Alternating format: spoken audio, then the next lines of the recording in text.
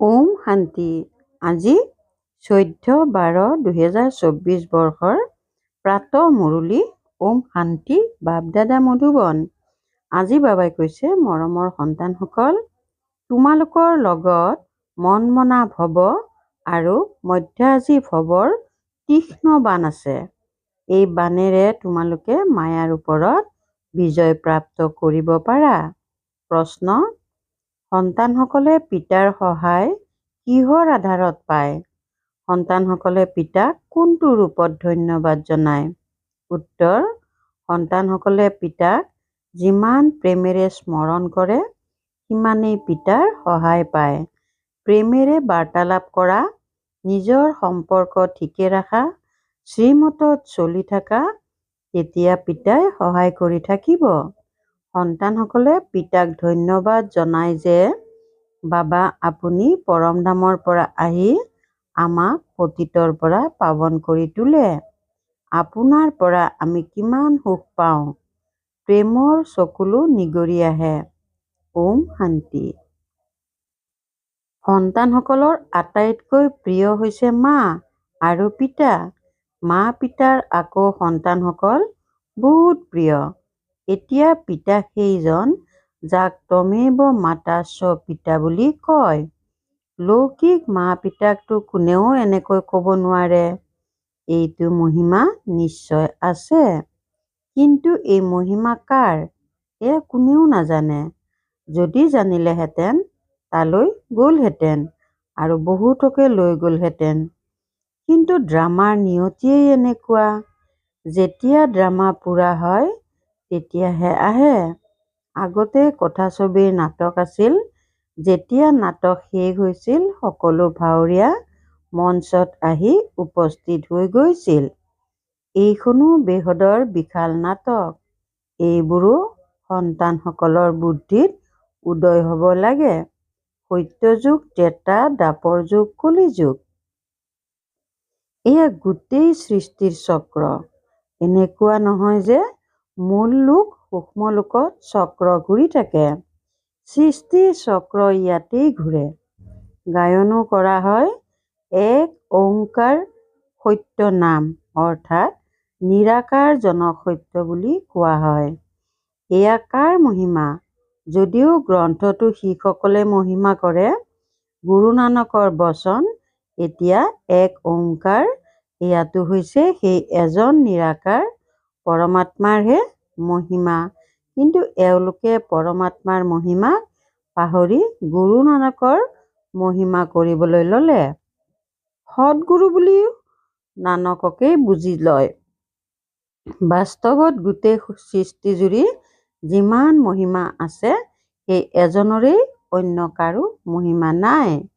এতিয়া চোৱা, যদি ব্ৰহ্মাৰ শৰীৰত বাবাই প্ৰৱেশ নকৰিলেহেঁতেন, তেন্তে এই ব্ৰহ্মাটো কৰি তুল্য।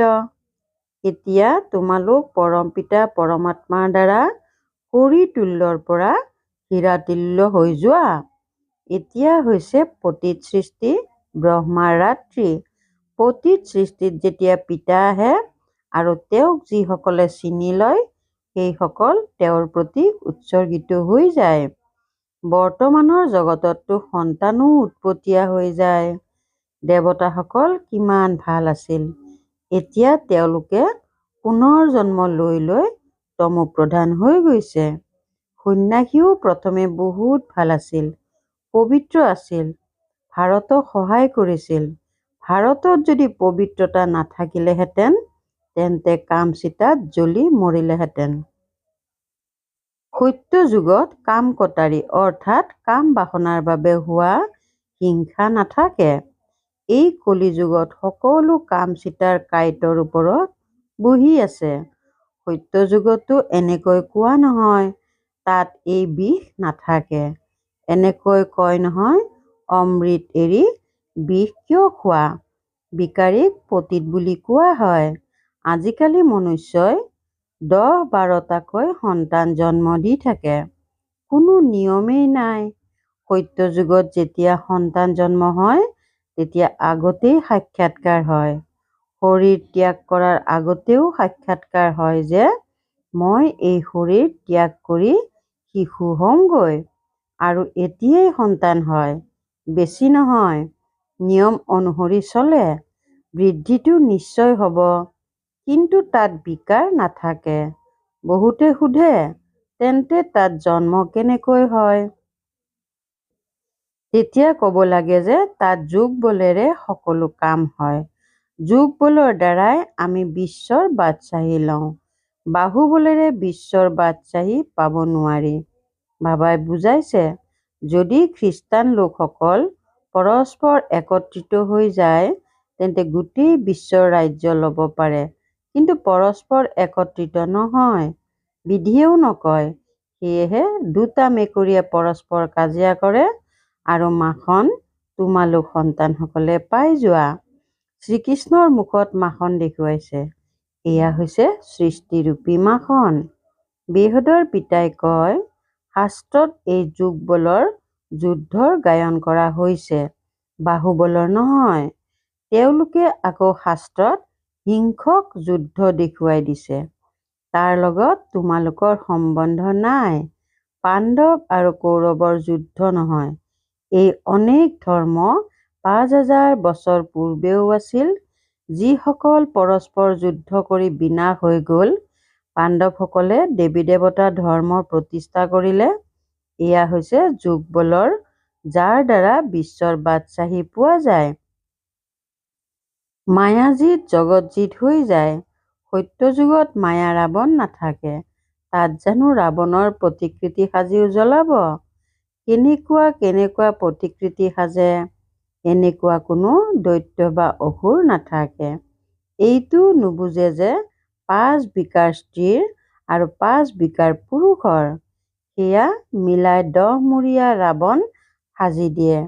যেনেকৈ বিষ্ণুৰো ৪খন হাত দেখুৱাইছে। মনুষ্যইতো এই সাধাৰণ কথাটিও বুজি নাপায়। বিশাল আকাৰৰ ৰাৱণ সাজি জ্বলায়। আটাইতকৈ মৰমৰ সন্তানসকলক এতিয়া পিতাই বুজায়। সন্তানসকল সদায় ক্ৰমানুসৰি পিতাকৰ মৰমৰ হয়। কিছুমানতো অতিকৈ মৰমৰো আছে আৰু কিছুমান কম মৰমৰো আছে। যিমানেই অধিক সময় বিচ্ছিন্ন হৈ থকা হ'ব, সিমানেই বেছি মৰমৰ হ'ব। ইয়াতো যিসকল সেৱাত তৎপৰ হৈ থাকে, দয়াশীল হৈ থাকে, সেইসকল মৰমৰ হয়। ভক্তি মাৰ্গত দয়া বিচাৰে নহয়, খোদা দয়া কৰক, মোক কৃপা কৰক। কিন্তু ড্ৰামাখনক কোনেও নাজানে। যেতিয়া বহুত তমোপ্ৰধান হৈ যায়, তেতিয়াহে বাবাৰ আগমনৰ কাৰ্যক্ৰম হয়। এনেকুৱা নহয় যে ঈশ্বৰে যি ইচ্ছা কৰিব পাৰে বা যেতিয়াই ইচ্ছা তেতিয়াই আহিব পাৰে। যদি এনেকুৱা শক্তি থাকিলেহেঁতেন, তেন্তে ইমান গালি কিয় খাবলগীয়া হ'ল? বনবাস কিয় পালে? এই কথাবোৰ বৰ গুপ্ত। শ্ৰীকৃষ্ণইতো গালি খাব নোৱাৰে। কয় যে ভগৱানে এনেকুৱা কৰিব নোৱাৰে। কিন্তু বিনাশটো হ'বই, আকৌ ৰক্ষা কৰাৰতো কথাই নাই। সকলোকে উভতাই লৈ যাব লাগে। স্থাপনা বিনাশ কৰায় যেতিয়া, তেন্তে নিশ্চয় ভগৱান হ'ব নহয়। পৰমপিতা পৰমাত্মাই স্থাপনা কৰে কিহৰ? মুখ্য কথা তোমালোকে এইটোৱে সোধা যে গীতাৰ ভগৱান কোন? গোটেই জগতখন ইয়াক লৈয়ে বিভূতিত পৰি আছে। তেওঁলোকেতো মনুষ্যৰ নাম দি দিছে। আদি সনাতন দেৱী দেৱতা ধৰ্মৰ প্ৰতিষ্ঠাটো ভগৱানৰ বাহিৰে আন কোনেও কৰিব নোৱাৰে। তেন্তে আকৌ তোমালোকে কেনেকৈ কোৱা যে শ্ৰীকৃষ্ণ গীতাৰ ভগৱান? বিনাশ আৰু স্থাপনা কৰোৱাটো কাৰ কাম? গীতাৰ ভগৱানক পাহৰি গীতাখনকে খণ্ডন কৰি দিছে। এইটো আটাইতকৈ ডাঙৰ ভুল। দ্বিতীয়তে আকৌ জগন্নাথ পুৰীত দেৱতাসকলৰ ডাঙৰ ডাঙৰ অমাৰ্জিত চিত্ৰ আঁকি দিছে। অমাৰ্জিত চিত্ৰ ৰখাটো চৰকাৰৰ ফালৰ পৰা নিষিদ্ধ। গতিকে ইয়াৰ ওপৰত বুজাব লাগে। এই মন্দিৰবোৰক লৈ কাৰো বুদ্ধিত এই কথাবোৰ উদয় নহয়। এই কথাবোৰ পিতাইহে বহি বুজায়। চোৱা, কন্যাসকলে কিমান প্ৰতিজ্ঞাপত্ৰও লিখে, তেজেৰেও লিখে। এটি কাহিনীও আছে নহয় যে শ্ৰীকৃষ্ণৰ যেতিয়া তেজ ওলাল তেতিয়া দ্ৰৌপদীয়ে নিজৰ আঁচল ফালি বান্ধি দিলে। এয়াই প্ৰেম হয় নহয়। তোমালোকৰ প্ৰেম শিৱ বাবাৰ সৈতে। এওঁৰ অৰ্থাৎ ব্ৰহ্মাৰ তেজ ওলাব পাৰে, এওঁ দুখ পাব পাৰে, কিন্তু শিৱ বাবাৰ কেতিয়াও দুখ হ'ব নোৱাৰে, কিয়নো তেওঁৰ নিজৰ শৰীৰটো নাই। শ্ৰীকৃষ্ণৰ কিবা আঘাত লাগে তেন্তে দুখ পাব নহয়। গতিকে তেওঁক আকৌ পৰমাত্মা বুলি কেনেকৈ ক'ব পাৰি? পিতাই কয়, মইতো দুখ সুখৰ পৰা ওপৰাম। অৱশ্যে হয়, মই আহি সন্তানসকলক সদা কালৰ বাবে সুখী কৰি তোলো। সদা শিৱ বুলি গায়ন কৰা হয়। সদা শিৱ সুখ দিওঁতাই হয়। মোৰ অতিকৈ মৰমৰ সন্তানসকল, যিসকল সুসন্তান জ্ঞান ধাৰণ কৰি পবিত্ৰ হৈ থাকে, সঁচা যোগী আৰু জ্ঞানী হৈ থাকে, তেওঁলোক মোৰ অতি প্ৰিয়। লৌকিক পিতাৰো কোনোবা ভাল কোনোবা বেয়া সন্তান থাকে। কোনোবা কুল কলংকিত কৰোতা হৈ যায়, বহুত লেতেৰা হৈ যায়। ইয়াতো তেনেকুৱা আশ্চৰ্যজনকভাৱে সন্তান হয়, শুনাই আকৌ পিতাক এৰি আঁতৰি যায়। সেইবাবে নিশ্চয় পত্ৰ লিখোৱা হয়। তেতিয়া সেই লিখনি সন্মুখত দি দিয়া হ'ব। তেজেৰেও লিখি দিয়ে। তেজেৰে লিখি প্ৰতিজ্ঞা কৰে। আজিকালি শপতো লয়, কিন্তু সেইবোৰ হৈছে মিছা শপত। ঈশ্বৰ সকলোতে বিৰাজমান বুলি ভাবি লোৱা, অৰ্থাৎ এওঁ ভগৱান, ময়ো ভগৱান বুলি শপত খোৱা। পিতাই কয়, এতিয়া তোমালোকে জানা যে বাস্তৱিকতে পিতা কেনেকৈ সকলোতে বিৰাজমান হৈ থাকিব পাৰে। বাবাই এই নয়নৰূপী খিৰিকীৰে চায়। এইটো আনৰ শৰীৰ ঋণত লৈছে।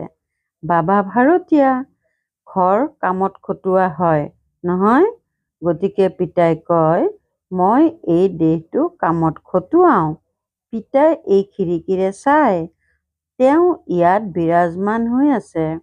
আত্মাই নিশ্চয় ইন্দ্ৰিয়ৰ দ্বাৰাই কাম কৰিব নহয়। মই আহিছো, গতিকে নিশ্চয় শুনাম। ইন্দ্ৰিয় ব্যৱহাৰ কৰোঁ, গতিকে নিশ্চয় ভাড়াও দিব লাগিব। তোমালোক সন্তানসকলে এই সময়ত নৰকক স্বৰ্গ কৰি তোলোতা হোৱা। তোমালোক হৈছা পোহৰ দিওঁতা, জাগ্ৰত কৰি তোলোতা। বাকীটো সকলো কুম্ভকৰ্ণ নিদ্ৰাত শুই আছে। তোমালোক মাতাসকলে তেওঁলোকক জগোৱা, স্বৰ্গৰ মালিক কৰি তোলা। এই ক্ষেত্ৰত সংখ্যাগৰিষ্ঠতা মাতাসকলৰ। সেইবাবে বন্দে মাতৰম বুলি কোৱা হয়। ভীষ্ম পিতামহ আদিকো তোমালোকেই বাণ মাৰিছা। মন্মনা ভৱ, মধ্যাজী ভৱৰ বাণ। কিমান সহজ। এই বাণেৰেই তোমালোকে মায়াৰ ওপৰত বিজয় প্ৰাপ্ত কৰা। তোমালোক এজন পিতাৰ স্মৃতিত এজনৰ শ্ৰীমততেই চলিব লাগে। পিতাই তোমালোকক এনেকুৱা শ্ৰেষ্ঠ কৰ্ম শিকায় যে 21 জন্মলৈ কেতিয়াও কৰ্মৰ বাবে অনুতাপ কৰাৰ দৰকাৰেই নাই। তোমালোক সৰ্বদা স্বাস্থ্যৱান, সৰ্বদা ধনৱান হৈ যোৱা।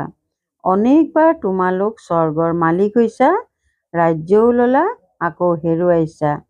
তোমালোক ব্ৰাহ্মণ কুলভূষণ সকলেই মুখ্য ভাৱৰীয়াৰ ভূমিকা পালন কৰা। ড্ৰামাত সকলোতকৈ উচ্চ ভূমিকা তোমালোকৰে আছে। গতিকে এনেকুৱা উচ্চ কৰি তোলোতা পিতাৰ প্ৰতি বহুত মৰম থকা উচিত। পিতা, আপুনি চমৎকাৰ কৰে। মনটো নাছিল, চিন্তনটোও নাছিল। আমি জানিছিলো যে আমিয়েই নাৰায়ণ আছিলো। পিতাই কয়, তোমালোকেই সেই নাৰায়ণ অথবা সেই লক্ষ্মী দেৱী দেৱতা আছিলা। আকৌ পুনৰ্জন্ম লৈ লৈ অসুৰ হৈ গৈছা। এতিয়া আকৌ পুৰুষাৰ্থ কৰি উত্তৰাধিকাৰ লোৱা। যিয়ে যিমান পুৰুষাৰ্থ কৰে সাক্ষাৎকাৰ হৈ থাকে। ৰাজযোগ একমাত্ৰ পিতাইহে শিকাইছিল। সঁচা সহজ ৰাজযোগটো এতিয়া তোমালোকে শিকাব পাৰা। তোমালোকৰ কৰ্তব্য হৈছে পিতাৰ পৰিচয় সকলোকে দিয়া। সকলো অনাথ হৈ গৈছে। এই কথাবোৰ কল্পপূৰ্বৰ দৰেই কৌটিৰ ভিতৰত কোনোবাইহে বুজিব। পিতাই বুজাইছে, গোটেই জগতত মহান মূৰ্খ চাব বিচৰা যদি ইয়াতে চোৱা। পিতা যাৰ পৰা 21 জন্মৰ উত্তৰাধিকাৰ পায় তেওঁকো ত্যাগ কৰি আঁতৰি যায়। এয়াও ড্ৰামাত নিৰ্ধাৰিত হৈ আছে। এতিয়া তোমালোক নিজেই ঈশ্বৰৰ সন্তান হোৱা।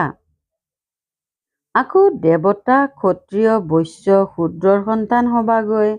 এতিয়া অসুৰৰ সন্তানৰ পৰা ঈশ্বৰৰ সন্তান হৈছা। পিতা পৰমধামৰ পৰা আহি পতিতৰ পৰা পাৱন কৰি তোলে। গতিকে তেওঁক কিমান ধন্যবাদ জনাব লাগে। ভক্তি মাৰ্গততো ধন্যবাদ জনাই থাকে, দুখত জানো ধন্যবাদ জনাব? এতিয়া তোমালোকে কিমান সুখ পোৱা, গতিকে তেওঁৰ প্ৰতি বহুত মৰম থাকিব লাগে। আমি পিতাৰ সৈতে মৰমেৰে বাৰ্তালাপ কৰিলে কিয় নুশুনিব? সম্পৰ্ক আছে নহয়। ৰাতি উঠি বাবাৰ সৈতে বাৰ্তালাপ কৰিব লাগে। বাবাই অৰ্থাৎ ব্ৰহ্মা বাবাই নিজৰ অনুভৱ শুনাই থাকে। মই বহুত স্মৰণ কৰোঁ। বাবাৰ স্মৃতিত চকুলো বৈ যায়। মই কি আছিলোঁ? বাবাই মোক কি কৰি গঢ়ি তুলিলে? তোমালোকৰ ক্ষেত্ৰতো একেই কথা। তোমালোকো তেনেকুৱা হৈ যোৱা। যুগযুক্ত হৈ থকাসকলক পিতাই সহায়ো কৰে। আপোনা আপুনি চকু মেল খাই যাব। বিচনা লৰি উঠিব। পিতাই বহুতকে জগাই দিয়ে। বেহদৰ পিতাই কিমান দয়া কৰে। তোমালোক ইয়ালৈ কিয় আহিছা? তেতিয়া কোৱা, বাবা, ভৱিষ্যতে শ্ৰীনাৰায়ণক বৰণ কৰাৰ শিক্ষা লবলৈ আহিছোঁ, অথবা লক্ষ্মীক বৰণ কৰিবলৈ এই পৰীক্ষাত উত্তীৰ্ণ হৈ আছোঁ। এইখন কিমান আশ্চৰ্যজনক স্কুল। কথাবোৰ কিমান আশ্চৰ্যজনক। এইখন অতি শ্ৰেষ্ঠ বিশ্ববিদ্যালয়। কিন্তু ঈশ্বৰীয় বিশ্ববিদ্যালয় নাম ৰাখিবলৈ নিদিয়ে। এদিন নিশ্চয় মান্তি হব, আহি থাকিব। কব যে যথাযথ কিমান ডাঙৰ বিশ্ববিদ্যালয়। বাবাইতো নিজৰ নয়নত বহুৱাই তোমালোকক পঢ়ায়। তেওঁ কয় তোমালোকক স্বৰ্গত উপস্থিত কৰাই দিম। গতিকে এনেহেন বাবাৰ সৈতে কিমান কথা পাতিব লাগে। তেতিয়া বাবাই বহুত সহায় কৰিব। যিসকল শ্বাসৰুদ্ধ হৈ আছে তেওঁলোকৰ তলা খুলি দিব। ৰাতি স্মৰণ কৰিলে বহুত মজা পাবা। বাবাই নিজৰ অনুভৱ শুনায়। মই অমৃতবেলা কেনেকৈ বাৰ্তালাপ কৰোঁ। পিতাই সন্তানসকলক বুজায়, সাৱধানে থাকিবা। কুল কলংকিত নকৰিবা। 5 বিকাৰ দান কৰি আকৌ উভতাই নলবা। ভাল বাৰু, অতি মৰমৰ কল্পৰ পিছত পুনৰাই মিলিত হোৱা সন্তানসকলৰ প্ৰতি মাতা-পিতা, বাপ-দাদাৰ স্নেহপূৰ্ণ স্মৰণ আৰু সুপ্ৰভাত। আত্মিক পিতাৰ আত্মিক সন্তানসকলক নমস্কাৰ। ধাৰণাৰ বাবে মুখ্য সাৰ 1 নম্বৰ। পিতাৰ প্ৰিয় হবলৈ হলে দয়াশীল হৈ সেৱাত তৎপৰ হৈ থাকিব লাগে। সুসন্তান আজ্ঞাকাৰী হৈ সঁচা যোগী বা জ্ঞানী হব লাগে। 2 নম্বৰ। অমৃতবেলা উঠি পিতাৰ সৈতে বহুত মিঠা মিঠা কথা পাতিব লাগে। পিতাৰ শলাগ লব লাগে। পিতাৰ সহায়ৰ অনুভৱ কৰিবৰ কাৰণে আটাইতকৈ মৰমৰ পিতাক অতি প্ৰেমেৰে স্মৰণ কৰিব লাগে। বৰদান: সদায় উৎসাহ উদ্দীপনাত থাকি মনেৰে আনন্দৰ গীত গাওঁতা অবিনাশী সৌভাগ্যশালী হোৱা। সদায় উৎসাহ উদ্দীপনাত থাকি মনেৰে আনন্দৰ গীত গাওঁতা অবিনাশী সৌভাগ্যশালী হোৱা। তোমালোক সৌভাগ্যশালী সন্তানসকলে অবিনাশী বিধিৰে অবিনাশী সিদ্ধি প্ৰাপ্ত কৰা। তোমালোকৰ মনৰ পৰা সদায় আনন্দৰ বাহ বাহ গীত বাজি থাকে। বাহ বাহ বা বাহ ভাগ্য বা মৰমৰ পৰিয়াল বা শ্ৰেষ্ঠ সংগমৰ সুন্দৰ সময়, প্ৰতিটো কৰ্ম বাহ। সেইকাৰণে তোমালোক অবিনাশী সৌভাগ্যশালী হোৱা। তোমালোকৰ মনত কেতিয়াও কিয় মই আহিব নোৱাৰো, কিয়ৰ সলনি বাহ আৰু মইৰ সলনি বাবা শব্দহে আহে। শ্লোগান: যি সংকল্প কৰা তাত অবিনাশী চৰকাৰৰ মোহৰ লগাই দিয়া, তেতিয়া অবিচলিত হৈ থাকিবা। যি সংকল্প কৰা তাত অবিনাশী চৰকাৰৰ মোহৰ লগাই দিয়া, তেতিয়া অবিচলিত হৈ থাকিবা। ওম শান্তি। সদায় সন্তুষ্ট হৈ থাকি সকলোকে সন্তুষ্ট কৰি সন্তুষ্টমণি হ'বলৈ আজিৰ অব্যক্ত সংকেত: সন্তুষ্ট আত্মাসকলে সদায় নিস্বাৰ্থ আৰু সদায় সকলোকে নিৰ্দোষ অনুভৱ কৰিব, আন কাকো দোষাৰোপ নকৰিব। ভাগ্য বিধাতাক, ড্ৰামা, ব্যক্তিক আৰু মোৰ শৰীৰেই এনেকুৱা বুলি শৰীৰৰ হিচাপ নিকাচকো দোষাৰোপ নকৰিব। তেওঁলোক সদায় নিস্বাৰ্থ, নিৰ্দোষ বৃত্তিদৃষ্টিৰ হ'ব। ওম শান্তি।